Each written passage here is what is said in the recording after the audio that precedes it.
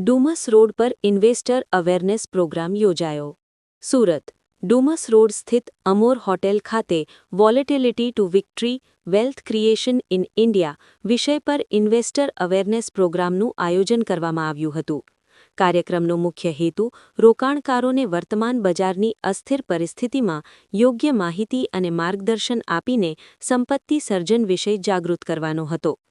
કાર્યક્રમમાં Abhishek Shah, director Ethics Wealth private લિમિટેડે જણાવ્યું કે તેમને વેલ્થ અને સ્ટોક મેનેજમેન્ટ ક્ષેત્રમાં લગભગ 25 વર્ષનો અનુભવ છે.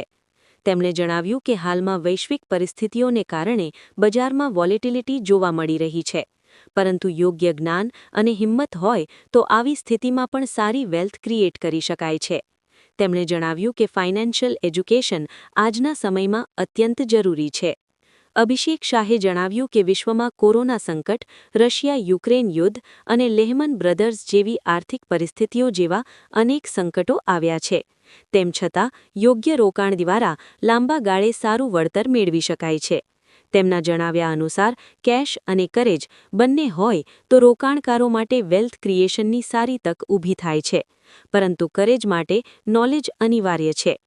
કાર્યક્રમમાં રોકાણકાર કિશન શર્માએ પોતાના 30 વર્ષના રોકાણના અનુભવ વિશે જણાવ્યું.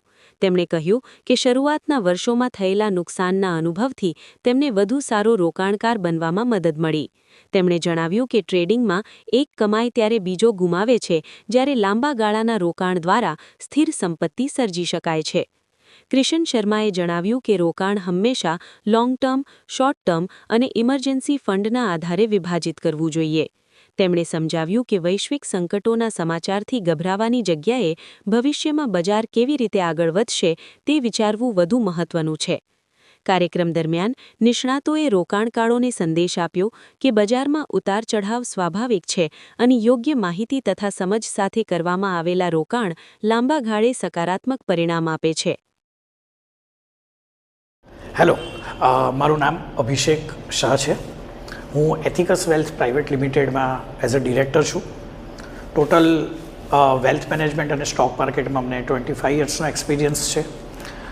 આજે અમે એક ઇન્વેસ્ટર અવેરનેસ માટે એક ઇવેન્ટ કરવા જઈ રહ્યા છે, જેનું નામ છે વોલેટિલિટી ટુ વિક્ટરી. એનો મિનિંગ એ છે કે તમે જોયું હશે કે આજના સમયમાં માર્કેટમાં ઘણી વોલેટિલિટી છે.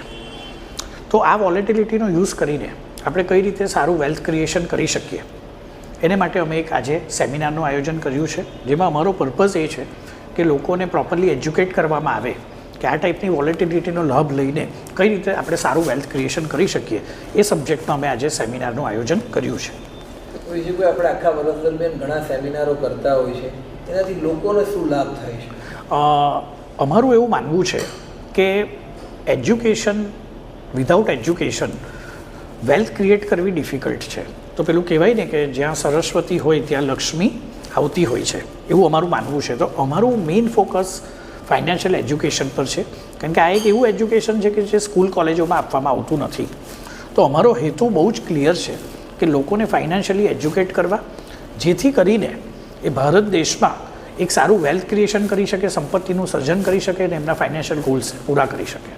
કઈ રીતે એ લોકોએ આમાં ગાઈડ, આ સેમિનારમાં આપણે જે કાર્યક્રમ કરી રહ્યો પૂરો થઈ ગયો છે, તો આપણે એમાં કેવી રીતે એ લોકોને શું ગાઈડ કર્યા? આપણે સેમિનારનો જે આપણો મુખ્ય ઉદ્દેશ્ય હતો આજનો કે વોલેટિલિટી ટુ વિક્ટરી, એટલે કે આપણે હમણાં બધા જાણતા જ હશો કે વર્લ્ડમાં ઘણા બધા ક્રાઇસિસ ચાલી રહ્યા છે, જેમ અમેરિકા, ઇઝરાયલ અને ઈરાનનું વોર ચાલી રહ્યું છે. એટલે રીતે માર્કેટ જે એના ઓલ ટાઈમ હાઈથી અત્યારે ઘણું નીચે ટ્રેડ કરી રહ્યું છે. સો મારો 25 વર્ષનો અનુભવ એવું કહે છે કે આવા ક્રાઇસિસના ટાઈમે કેશ હોય અને કરેજ હોય સાથે, તો તમે એક સારી વેલ્થ ક્રિએટ કરી શકો છો. તો કેશ અને ક્રાઇસિસ તો માર્કેટમાં અવેલેબલ છે, પણ કરેજ લાવવા માટે નોલેજ જરૂરી છે અને નોલેજ માટે ફાઇનાન્શિયલ એજ્યુકેશન જરૂરી છે. તો મારો આજના પ્રોગ્રામનો મુખ્ય હેતુ એ જ હતો કે જે કરેજની કમી છે એને પૂરી કરવામાં આવે અને એનો લાભ લઈને લોકો સંપત્તિનું સર્જન આવનારા સમયમાં કરી શકે. અત્યારે ખૂબ જ માર્કેટ તૂટી રહ્યું છે, એવા સમયે લોકોને આપ શું ટિપ્સ આપવા માંગો છો?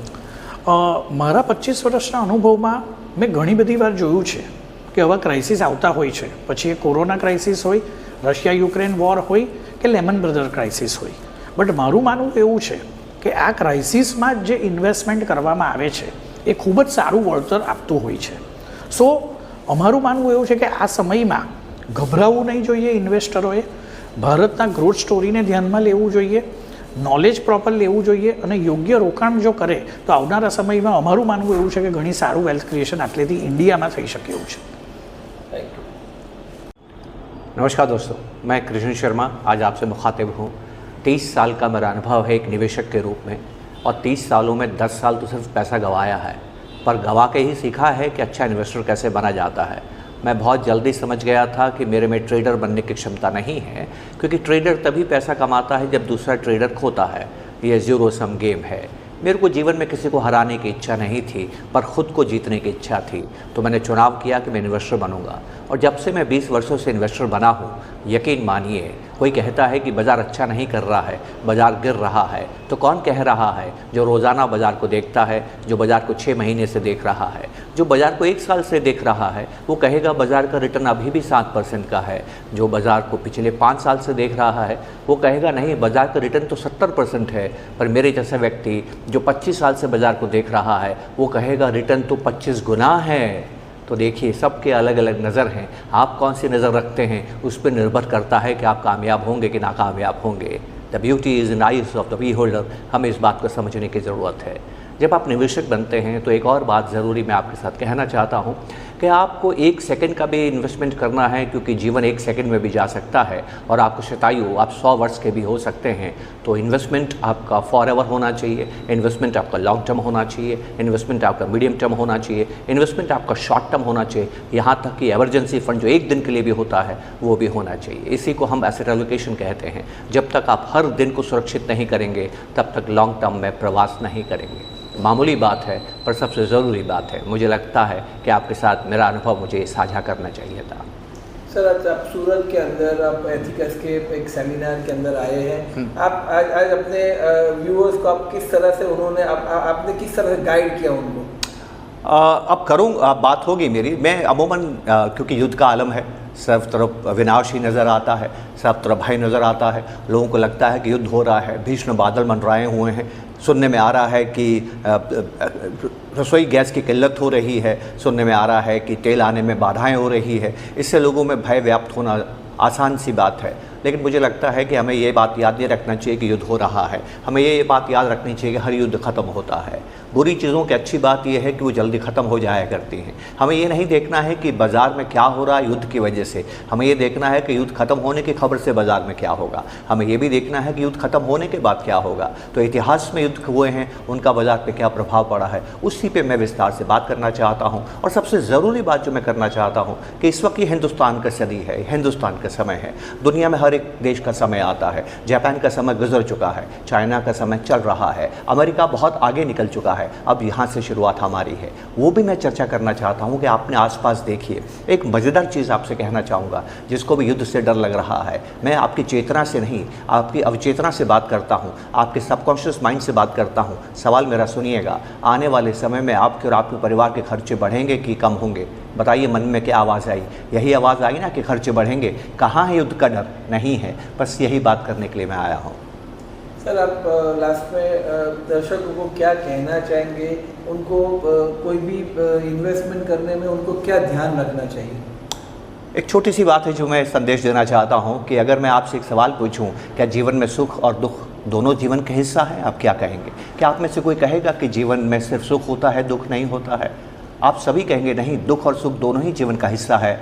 दुख भी जीवन में आते हैं, पर क्या हम कभी दुख की कामना करते हैं? कभी नहीं करते हैं. उसी तरह हम सभी जानते हैं कि बाज़ार ऊपर नीचे होता है, लेकिन क्या हम कभी बाज़ार के नीचे जाने की कामना करते हैं? नहीं करते हैं ना. बस इसी बात से हमें दुख होता है. जीवन में खुश वो रहता है जो दुख का सामना भी उसी हृदय से करता है जिस हृदय से सुख का सामना करता है. जिस दिन आप बाज़ार की गिरावट को स्वीकार कर लेंगे, उसको आत्मसात कर लेंगे, फिर आप में भय नहीं रहेगा. और जिसमें भय नहीं रहता है वही यहाँ पर कामयाब होता है. मेरी बात याद रखिएगा, किसी भी व्यक्ति को ढूंढिएगा जिसको इस बाज़ार में नुकसान हुआ है. उसको नुकसान इसलिए हुआ है कि बाज़ार गिरे हैं? नहीं, उसको नुकसान इसलिए हुआ है कि वो बाज़ार के बढ़ने से पहले बाज़ार से निकल गया है. आपके निर्णय से आपको नुकसान होता है, बाज़ार से आपको नुकसान नहीं होता है.